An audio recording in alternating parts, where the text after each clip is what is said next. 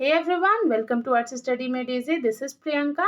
तो हमारी क्लास 8 की ज्योग्राफी सीरीज चल रही है जिसमें हम क्लास 8 ज्योग्राफी एनसीईआरटी के जो भी चैप्टर्स हैं उनको एक एक करके डिस्कस करते हैं।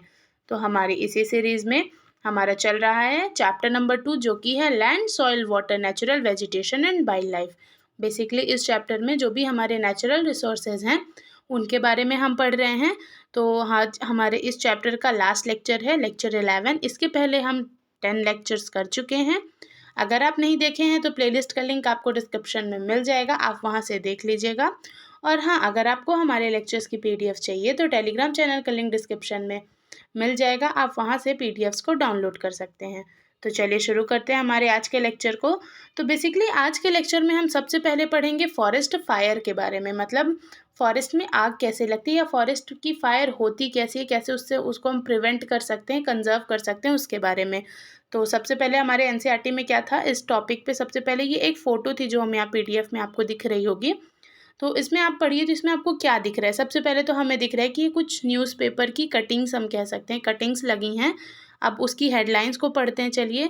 तो इसमें हेडलाइंस को पढ़ने के बाद हमें क्या लग रहा है कि भाई ये कैलिफोर्निया में, जो कैलिफोर्निया के जंगल है वहाँ पे जो आग लगी थी उसके बारे में कुछ लग रहा है कि मतलब कितने लोग उसमें कितने लोगों की उसमें डेथ हो गई, कितने पेड़ जल गए, कितनी स्पीसीज़ ख़त्म हो गई। ऐसे बाद में इसमें कह रहा है कि भाई वहाँ के आसपास के एरिया को बताइए, बड़े पैमाने में कहीं भी कोई जंगल में आग लगेगी तो ऑब्वियस सी बात है आसपास के एरिया में तो काफ़ी इफेक्ट पड़ेगा। वही चीज़ आप यहाँ देख रहे होंगे। ठीक, तो ये कटिंग तो हो गई। अब आगे देखते हैं। अब यहाँ पे बता रहा है कि जो फॉरेस्ट फायर है, मतलब कोई भी जंगल में अगर आग लगती है तो क्यों लगती है। सबसे पहली बात तो वो वहाँ के फ्लोरा और फाउना के लिए सबसे बड़ी, मतलब क्या कहते हैं, मुसीबत हो सकती है, थ्रीट है। अब देखिए, अगर फॉरेस्ट फायर की बात हो रही है तो आप इसका एक और एग्जांपल है मेरे पास। अभी ये 2020 में, मतलब न्यूज़ में आपको सुनाई ही दिया होगा, आप हर जगह देखे होंगे, अमेजोन जंगल में जो आग लगी थी, अमेजोन रेन फॉरेस्ट में जो आग लगी थी उसके बारे में तो आपको पता ही होगा। तो वो कैसे लगी थी, तो उसमें अब ऐसा नहीं है कि सिर्फ 2020 में ही आग लगी और कभी, इतना बड़ा अमेजोन जंगल है, पूरे साउथ अमेरिका में फैला हुआ है, मतलब आधे में। तो अब बताइए, इतना बड़ा जंगल है, अब उसमें आग कभी नहीं लगेगी। आग लगती थी, हर साल लगती थी, इवन हर साल ऐसा होता था कि आग लगती थी। बट 2020 में वो आग कंट्रोल से बाहर हो गई, मतलब बहुत ज़्यादा एक्सेस में आग लगी, इसलिए उसको न्यूज़ में दिखाया गया। ऐसा नहीं है कि उसमें आग नहीं लगती थी। अब न्यूज़ मीडिया वाले हमारे तो हैं ही महान, बट हम बता रहे हैं कि वहाँ पे जो आग लगी तब उसके क्या क्या रीजंस थे। तो बहुत सारे रीज़न थे भाई। क्या पता अचानक आग लगी हो, कोई ध्यान न दिया हो, और फिर जब वो एकाएक बहुत पैमाने में फैल गई तब लोग उस पर देखने लगे। जैसे अभी इस अमेजोन रेन फॉरेस्ट की फायर में हुआ ऐसा। अब उसमें कितने पेड़ खराब हो गए, कितनी सारी मतलब स्पीसीज हमारी मर गई, एक्सटिंक्शन भी हम कह सकते हैं, ख़त्म भी हो गई। और एक और फैक्ट आपको पता है सबसे इम्पोर्टेंट क्या है, अमेजोन का जो जंगल है, हमारा रेन फॉरेस्ट है, वो हमारी पूरी अर्थ में, मतलब जो भी हमारी अर्थ में ऑक्सीजन है उसका 20% जो ऑक्सीजन है वो हमारे अमेजोन जंगल से आता है। ठीक, अमेजोन रेन फॉरेस्ट हमारा जो है वो हमारी अर्थ के 20% ऑक्सीजन परसेंटेज को मेंटेन करता है। तो आप सोच लीजिए वो हमारे लिए कितना ज़्यादा इम्पोर्टेंट है। अब अमेजोन जंगल कौन सी नदी के किनारे है ये भी आपको बता देते हैं इसी लगे हाथ, कि भाई वो अमेजोन रिवर के किनारे है। अमेजोन रिवर बाई वॉल्यूम, अगर उसको वॉल्यूम वाइज देखें तो वर्ल्ड की सबसे बड़ी नदी है, बट अगर लेंथ वाइज हम बात करें तो वो हमारी नाइल रिवर है। ठीक, इसमें कंफ्यूज नहीं होगा। चलिए, अब फॉरेस्ट फायर की हम बात कर रहे थे। तो ये क्या होता है, ये कोई भी, मतलब कोई भी फॉरेस्ट के लिए उसमें आग लगना क्या है, वहाँ के फ्लोरा और फाउना के लिए बहुत बड़ा थ्रीट है, मतलब उनको वो ख़त्म कर सकता है। ठीक, अब इसके होने के बहुत सारे रीजंस हो सकते हैं। बेसिकली हमारी एनसीईआरटी में 3 रीज़न दिया है, तो चलिए देखते हैं। तो natural fire due to lightning, सबसे पहला रीज़न क्या बता रहे, कोई भी फॉरेस्ट में आग कब लगी, मान लीजिए लाइटनिंग हुई, बिजली गिरी, उसके कारण, नेचर के कारण वहाँ पे आग लगे। ठीक, पहला रीज़न। देन दूसरा बताया कि भाई केयरलेसनेस, जो हम लोग जाते हैं कचरा वचड़ा इधर उधर फेंक दिए, या उसी में कोई चिंगारी रही तो हम लोग केयरलेसली उसको ध्यान ना देके वहीं जंगल में छोड़ के चले आए या उधर ही फेंक दिए, तो उसके कारण भी, मतलब हमारी केयरलेसनेस के कारण भी किसी कोई फॉरेस्ट में आग लग सकती है। जैसे यहाँ पे लिखा है, fire due to heat generated in the litter due to carelessness of people. जो भी, मतलब लेटर मतलब यहाँ पे होता है कचड़ा, कूड़ा जो होता है। मान लीजिए हम जंगल में कूड़ा कहीं फेंक के चले आओ, कल को वहाँ पे उनमें मतलब कुछ हीट जनरेट हो गई आपस में, कुछ जो भी हम कचरा वहाँ फेंके उसमें हीट जनरेट हो गई, तो उससे भी हमारे फॉरेस्ट में आग लग सकती है। तीसरा क्या हो जाता है, fire purposely caused by local inhabitant, mischief makers and miscreant. तो इसे कह रहे हैं कि भाई अब लोग मतलब पर्पस से एक मतलब जंगल को जलाने के लिए ही, फॉरेस्ट को जलाने के लिए ही वो उसमें आग लगाएं। तो एक पर्पस से वहाँ के आसपास जो लोकल इनहैबिटेंट्स है वो हो गए, या कोई भी जिसको मतलब पेड़ वेड़ मतलब कोई एरिया चाहिए अगर उसे जंगल का, तो क्या करेंगे भाई, पेड़ काटेंगे, कटेगा नहीं तो जला देंगे। अब उससे उनको एरिया तो मिल जाएगा, बट क्या पता कल को वो आग और आगे फैल जाए और पूरे जंगल को ही तबाह कर दे, बहुत सारी स्पीसीज को भी बर्बाद कर दे। तो अब इतना थोड़ी ना लोग कोई देखते हैं, आज की डेट में सब अपना फ़ायदा देखते हैं। तो 3 रीज़न यहाँ पे हमें क्या पता चला कि भाई कोई भी जंगल में आग कैसे लग सकती है। पहला तो हमारा कुछ नेचुरल कारण हो सकता है, जैसे कि लाइटनिंग। दूसरा हमारी केयरलेसनेस से कि हम वहाँ कचरा छोड़ के चले आए, कल को उसमें हीट जनरेट हुई और वहाँ से आग मतलब फायर लग गई पूरे फॉरेस्ट में। तीसरा कि हम भाई एक पर्पस है कि भाई हमें लैंड चाहिए या पर्टिकुलर कुछ चाहिए जिसकी वजह से हम जंगल में आग लगा रहे हैं, वहाँ के पेड़ों को जला रहे हैं, वहाँ की स्पीसीज को नष्ट करें। ठीक, बेसिकली बस 3 ही कारण होते हैं कोई भी फॉरेस्ट में आग लगने के। ठीक, अब ये जो हमारा अमेजोन फॉरेस्ट था उसमें भी इन्हीं 3 कारणों को ही सपोर्ट देखे कहीं ना कहीं लोग। अब ये जो हमारा ब्राज़ील है जहाँ पे मतलब अमेजोन फॉरेस्ट है, वहाँ पे उन लोग को भाई लैंड की ज़रूरत रहती है बहुत ज़्यादा, और वहाँ पे इतना ज़्यादा स्ट्रिक्ट कानून भी नहीं है नेचर मतलब फॉरेस्ट वगैरह को लेके। तो इसकी वजह से वहाँ के लोग जब मन चाहा तब जाके वहाँ पे पेड़ उड़ काट दिए, एक्सेस डिफॉरेस्टेशन कर दिए, लैंड को अपना यूटिलाइज करने लगे। तो ये भी एक कारण था वहाँ पे आग लगने का। सबसे बड़ा रीज़न था देखिए केयरलेसनेस का, कि भाई कोई वहाँ पे ध्यान नहीं दिया। जब वो आग एक्सेस में बढ़ गई तब हमने देखा भाई, वो भी रैंडम देखे, ये नहीं था कि स्पेसिफिकली हम चेक ही करने जा रहे हैं अमेजोन फॉरेस्ट की फायर को, बस वो रैंडम दिखा कि भाई स्पेस से मतलब अमेजोन फॉरेस्ट में इतनी आग लग चुकी है कि आप उसको स्पेस से देख सकते हैं। तो उसको रैंडम जब चेक करें कि भाई स्पेस से उसको बस थोड़ा सा देखा गया, फिर उसके बाद उसमें मतलब क्या कहते हैं प्रिवेंटिव मेजर्स लिए गए, उसमें फिर ध्यान दिया गया। नहीं तो पहले किसी को कोई फर्क नहीं पड़ रहा था। जो वहाँ के आसपास लोकल थे उनकी बात अलग है, बट हम बता रहे हैं कि भाई हमारी केयरलेसनेस के कारण इतनी आग भली और पता नहीं कितने मतलब जानवर उसमें खराब मतलब तबाह हो गए, कितनी स्पीसीज बर्बाद हो गई। शायद कुछ एनिमल्स ऐसे भी होंगे जो एक्सटिंक्ट हो गए होंगे, अब ये तो बाद में ही पता चलेगा। खैर बैक टू द टॉपिक, बार बार उसमें चले जाते हैं। वो बता रहे थे आपको, रीज़न बता रहे थे कि वहाँ आग क्यों लगी है, क्योंकि देखिए अमेजोन रेन फॉरेस्ट में जब भी आग लगी थी तो ये हमारे न्यूज़ में बहुत ज़्यादा इसे उछाला गया था, आपको मतलब हर जगह सुनने को ही मिला होगा, इसलिए बस बता रहे हैं। अब इसके बाद में होगी, अब आगे हम देखते हैं कि हम ये जो 3 रीजंस हमने देखे एक बार इसको रिवाइज करा दें। तो जो ये हमारे 3 रीजन थे जिनमें था कि natural fire due to lightning के कारण हो गया। दूसरा हमारी केयरलेसनेस के कारण कि हम लिटर यानी कि कूड़ा वहाँ छोड़ के चले गए, कल को उसमें हीट जनरेट हुई तो आग लगी। तीसरा हम पर्पजली कि मतलब हमारा एक पर्पज है जंगल को जलाने का, कि हमें वहाँ पे कुछ चाहिए होगा, कुछ काम होगा जिसकी वजह से हम जला रहे हैं। तो ये 3 रीजन थे। अब इनको हम कंट्रोल कैसे कर सकते हैं। ठीक, आग तो लगने का कारण तो हमने देख लिया, अभी ये भी देखें भाई कि उनको कंट्रोल कैसे कर सकते हैं। तो सबसे पहले है कि भाई prevention of fire through education, हम लोगों को एजुकेट करें कि भाई अगर आप फॉरेस्ट को ही तबाह कर दोगे तो आपको ऑक्सीजन कहाँ से मिलेगा, आप जियोगे कैसे। तो मतलब अगर हम लोगों को एजुकेट करें कि भाई ये जो हमारी मतलब क्या कहते हैं नेचुरल प्रॉपर्टी है, हाँ नेचुरल वेजिटेशन है, प्रॉपर्टी है, ये हमारे लिए बहुत ज़्यादा इंपॉर्टेंट है, हमें इन्हें बर्बाद नहीं करना चाहिए। इसका अगर हम अवेयरनेस फैलाएं, एनजीओज़ वगैरह चला के लोगों को इसके बारे में बताएं कि हमें इसे प्रोटेक्ट करना चाहिए जितना हो सके, तो फिर मे भी पॉसिबल है कि लोग वहाँ पे खुद से मतलब पर्पसली आग नहीं लगाएंगे, कचरा नहीं फेंकेंगे, जिम्मेदार हो जाएंगे अपने आसपास की वेजिटेशन को लेके। दूसरा क्या है, prompt detection of fire through well coordinated network of observation points, efficient ground patrolling and communication network। तो इसमें कह रहे हैं कि दूसरा है कि मान लीजिए अच्छे से हम वहाँ पे अपना मतलब स्टेबल रखें, अपना जो मतलब कोऑर्डिनेटेड जो हमारा नेटवर्क है, जो हमारा ऑब्जर्वेशन सेल है, ऑब्जर्वेशन पॉइंट है कोई भी फॉरेस्ट को लेके, उसको हम स्ट्रांग रखें कि मतलब लोग वहाँ पे प्रॉपर पेट्रोलिंग करते रहें जंगल में, जो भी हमारे ऑफिसर्स लोग होते हैं। अगर हम इंडिया की बात करें तो हमारे यहाँ फॉरेस्ट के मतलब फॉरेस्ट विभाग ही है कि उसमें गार्ड्स रहते हैं, ऑफिसर्स रहते हैं, इवन आईएएस रैंक के भी लोग रहते हैं। तो इनका सब यही काम रहता है कि वो प्रॉपर डिटेक्शन करें, जो भी हमारे फॉरेस्ट होते हैं उनका डिटेक्शन करें, उसमें पेट्रोलिंग करें, चेक करते रहें कि कहीं उसमें आग तो नहीं लग रही है, और अगर लग रही है तो उसको प्रिवेंट करें, उसको जाके बुझाएं, मतलब प्रोटेक्ट करें। तो इसमें कह रहे हैं कि भाई अगर हमारे जो ऑफिसर्स हैं, हम लोग सबसे पहला रीज़न क्या है कि भाई हर एक इंसान अवेयर रहे फॉरेस्ट को लेके, रिस्पॉन्सिबल रहे उसको सेव करने का। दूसरा जो हमारा जो नेटवर्क है, जो उसको चेक करने का, फॉरेस्ट को बचाने का जो भी नेटवर्क, उसको हम स्ट्रांग रखें, अवेयर रखें, और बार बार हम चेक करते रहें, कंटिन्यू हम उसमें चेक करते रहें कि भाई कहीं आग तो नहीं लगी है किसी फॉरेस्ट में। यही तो हुआ देखिए, हमने प्रॉपर चेक नहीं किया, अचानक देखा एक दिन, तब पता चला अमेजोन फॉरेस्ट का। ये हम आपको डिस्कस कर चुके हैं। तो वही चीज़ है। तो रीज़न क्या हुआ, हम कैसे कंट्रोल कर सकते हैं फॉरेस्ट फायर को? पहला कि भाई हम खुद अपने आप को एजुकेशन प्रोवाइड करें, हम खुद अपने आप को समझाएं, हम खुद लोगों को समझाएं कि भाई आप ऐसा मत करिए, फॉरेस्ट हमारे लिए एसेंशियल है बहुत ज़्यादा। ठीक। दूसरा, हम खुद इस बात को लेके अवेयर हैं कि अगर जंगल में कहीं किसी कारणवश आग लग गई है तो हम उसे जितना जल्दी हो सके उतना जल्दी उसको कंट्रोल में लाएं, उसको बुझाएं, और ये देखें कि भाई आसपास की और ज़्यादा मतलब उससे ज़्यादा हार्म न कॉज हो पाए, बहुत ज़्यादा स्पीसीज या एनिमल्स को कोई प्रॉब्लम ना हो, पेड़ को ना हो जाए, इन सब के लिए अवेयर रहें हम। ठीक।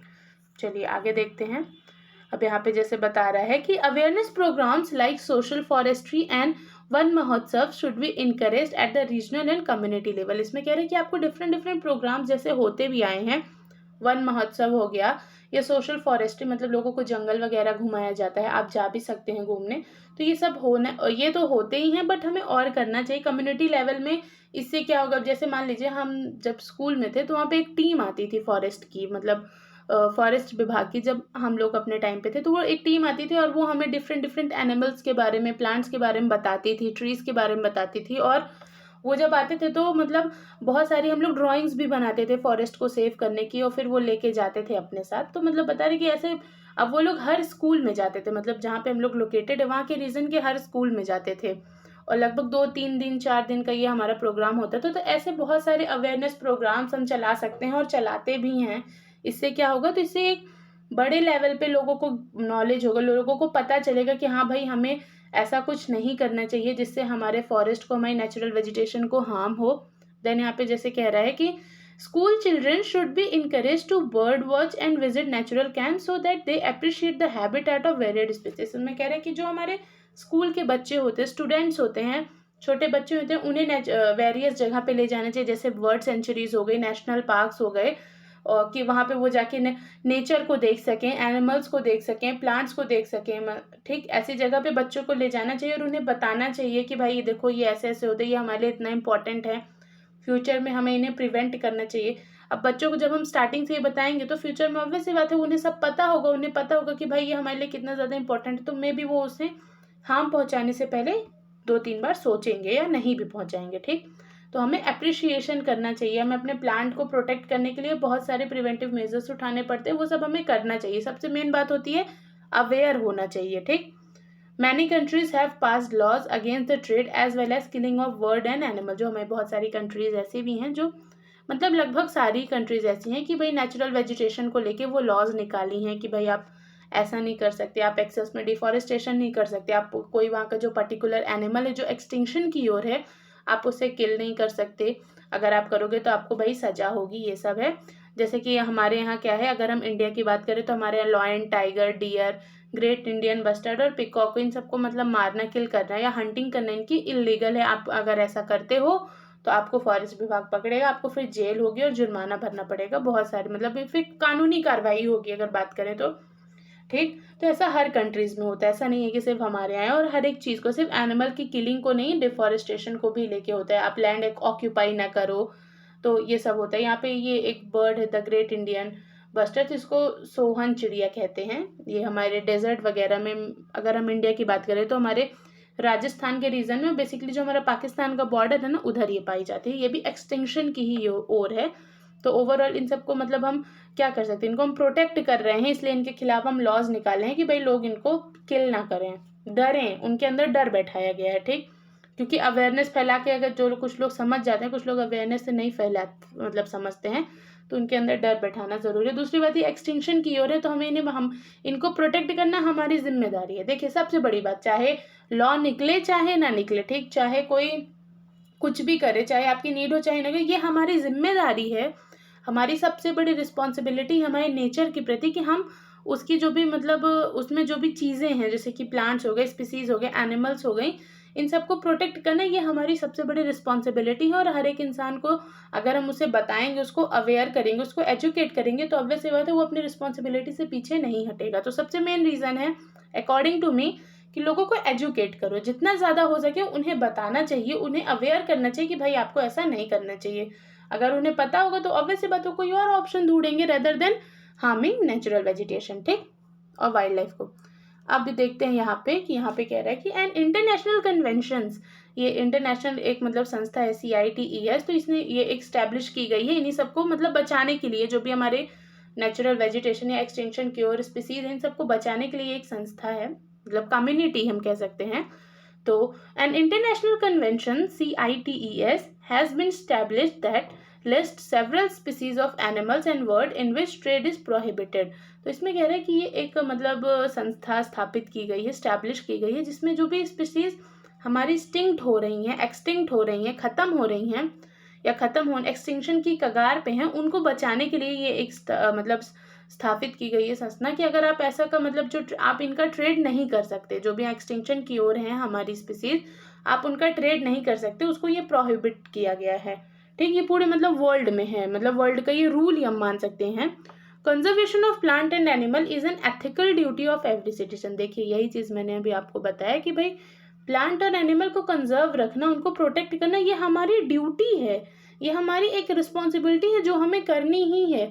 देखिए अगर प्लांट और एनिमल कम हो जाएंगे या ख़त्म हो जाएंगे तो हम भी नहीं रह पाएंगे, कहीं ना कहीं हमारा भी एग्जिस्टेंस खतरे पे आ जाएगा। तो अगर हमें अपना एग्जिस्टेंस बनाए रखना है तो हमें एनिमल और प्लांट के एग्जिस्टेंस को भी बरकरार रखना पड़ेगा। देखिए नेचर जो है वो बैलेंस बनाई है, अगर हम बैलेंस को डिस्टर्ब करेंगे तो कहीं ना कहीं इम्पैक्ट हम पे ही पड़ेगा। तो ये वह कह रहा है, क्या कह रहा है इसको एक बार और पढ़ लेते हैं क्योंकि बहुत इंपॉर्टेंट है। Conservation of plant and animal is an ethical duty of every citizen. ये हमारी ड्यूटी है, एथिकल ड्यूटी है कि हमें उन्हें कंजर्व करना ही है, वो हमारी लाइफ के लिए बहुत ज़्यादा इंपॉर्टेंट है।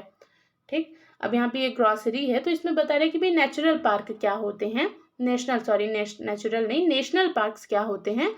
तो a natural area designated to protect the ecological integrity of one or more ecosystems for the present and the future generation। तो इसमें कह रहे हैं कि भाई कोई एक पर्टिकुलर एरिया, मान लीजिए नेशनल पार्क है जैसे हो गया, कोई एक पर्टिकुलर एरिया, कोई जंगल उंगल का मान लीजिए कोई एरिया हो गया, उसको हम मतलब यूज़ कर रहे हैं, वहाँ की जो भी नेचुरल वेजिटेशन है, जो भी वाइल्ड लाइफ है, उसको प्रोटेक्ट कर रहे हैं हम उनके नेचुरल हैबिटेट में। मतलब अगर हम बात करें नेशनल पार्क की तो कान्हा नेशनल पार्क हो गया, ये MP में है। ठीक, तो इसमें क्या होता है, इस ये एक जंगल ही है पूरा जिसमें जो भी हमारे एनिमल्स वगैरह हैं वो अपने नेचुरल हैबिटेट में है, बट हम उन्हें प्रोटेक्ट कर रहे हैं। ठीक, कैसे प्रोटेक्टेड है, हमारे गार्ड्स वगैरह लगे, वहाँ पे फालतू की हंटिंग नहीं होती है, तो हम उन्हें क्या कर रहे हैं, उनको उन वो स्पीसीज जो वहाँ रह रही हैं उनको हम प्रोटेक्शन प्रोवाइड कर रहे हैं, जिससे कि हमारी फ्यूचर जनरेशन भी उन्हें देख सके। ऐसा नहीं है कि हम ही बस उन्हें देखें, आज हंटिंग उनकी एक्सेस में हंटिंग होने लगे और वो मतलब एक्सटिंक्ट हो जाए, फिर कल को कोई हमारी जनरेशन है तो उन्हें पता ही ना चले, वो सिर्फ फोटो में रह के जाए, फोटो बन के रह जाए। तो ऐसा नहीं है, हम उन्हें कंजर्व कर रहे हैं, प्रोटेक्ट कर रहे हैं नेशनल पार्क बना के, कि भाई हम इसको फ्यूचर जनरेशन तक प्रोटेक्ट कर रहे हैं कि भाई कल को भी लोग इसे देख सके, present and the future generation सबके लिए। और वो उनके इकोसिस्टम में मतलब हम अगर हम कोई नेशनल पार्क बनाए तो हम उनके इकोसिस्टम को नहीं बर्बाद कर रहे, बस इस इकोसिस्टम को हम प्रोटेक्ट कर रहे हैं, उनका इकोसिस्टम बरकरार है जैसे कि है। ठीक, इकोलॉजिकल इंटीग्रिटी, जैसे कि ये देखिए ये हर्ट ऑफ चीताल्स हो गया, ये मतलब ये चीताल्स क्या होते हैं, तो इनको स्पॉटेड डियर्स कहते हैं, जिनमें मतलब स्पॉट रहते हैं उनको हम चैताल्स कहते हैं। तो इनका हर्ट की एक फोटो है। ठीक, दूसरा ये काजीरंगा नेशनल पार्क में ये एलिफेंट्स का हर्ट है, तो ये कुछ फोटोज हैं, अभी सब देख के देखिए कितना अच्छा लगता है। ठीक, तो इन्हीं से ये सब हमारे नेशनल पार्क जो हैं वो ऐसे स्पीसीज को क्या करते हैं, प्रोटेक्ट करते हैं। देन एक और ग्रॉसरी है तो इसमें बायोस्फीयर रिजर्व्स के बारे में बोल रहा है, तो देखते हैं चलिए। Biosphere Reserve series of a protected area linked through a global network intended to demonstrate the relationship between conservation and development। तो इसमें कह रहा है कि जो हमारे बायोस्फीयर रिजर्व्स होते हैं उनका काम होता है कि मतलब वो कंजर्वेशन और डेवलपमेंट दोनों को बरकरार रखें। ऐसा नहीं कि आप सिर्फ कंजर्वेशन करें, आप जंगल का डेवलपमेंट भी करें। तो ओवरऑल बायोस्फीयर रिजर्व्स का मतलब होता है कि वो कंजर्वेशन और डेवलपमेंट के बीच की एक कड़ी हम कह सकते हैं, इन दोनों को ये बरकरार रखते हैं, रिलेशनशिप को बरकरार रखते हैं ग्लोबल। और ये मतलब हर जगह होते हैं, बायोस्फीयर नेशनल पार्क्स आपके हर जगह बनाए जाते हैं। देन अगेन ये जो हम CITES पढ़े थे, अभी आपको ऊपर मिला ही होगा, यहाँ पे 1 मिनट दिखा ही देते हैं। हाँ, ये इंटरनेशनल कन्वेंशन जो CITES मिला था इसके बारे में है, देखते हैं चलिए डू यू नो में क्या कह रहा है। तो do you know CITES the convention on international trade in endangered species of wild fauna and flora.